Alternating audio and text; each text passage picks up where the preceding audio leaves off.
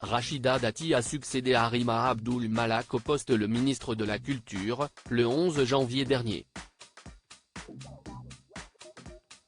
L'ex-républicaine, aujourd'hui rejetée par son parti, était aussi maire du 7e arrondissement de Paris. Peut-elle conserver son poste? Depuis le 9 janvier dernier, la France a un nouveau Premier ministre. L'objectif selon Emmanuel Macron, donner un nouveau souffle à son mandat. C'est pourquoi Elisabeth Borne a finalement laissé sa place à Gabriel Attal. De secrétaire d'État à Premier ministre en passant par porte-parole, ministre délégué chargé des comptes publics ou encore ministre de l'Éducation nationale, son ascension, à seulement 34 ans, a été fulgurante. Le 11 janvier dernier, en début de soirée, le secrétaire général de l'Élysée, Alexis Kohler, révélait les noms des personnalités qui formeraient le nouveau gouvernement.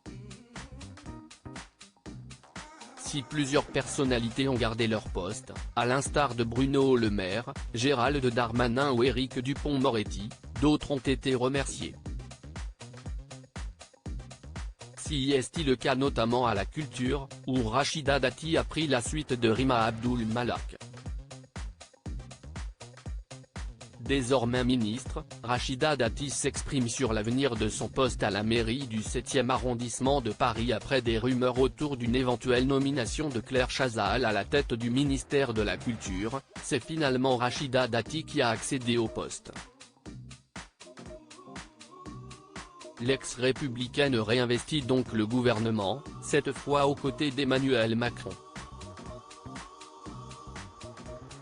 En effet, après avoir officié auprès de Nicolas Sarkozy, Rachida Dati s'était à nouveau tournée vers la ville de Paris et notamment sa mairie du 7e arrondissement.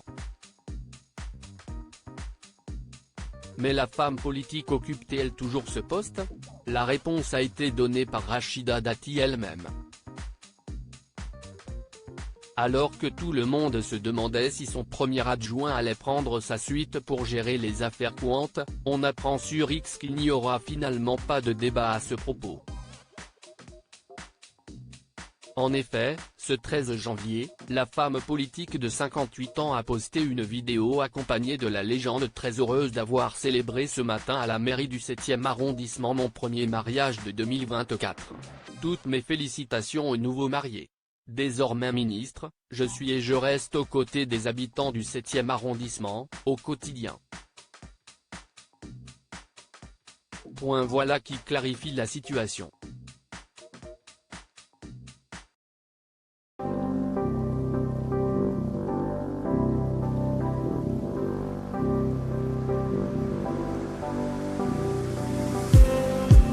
Just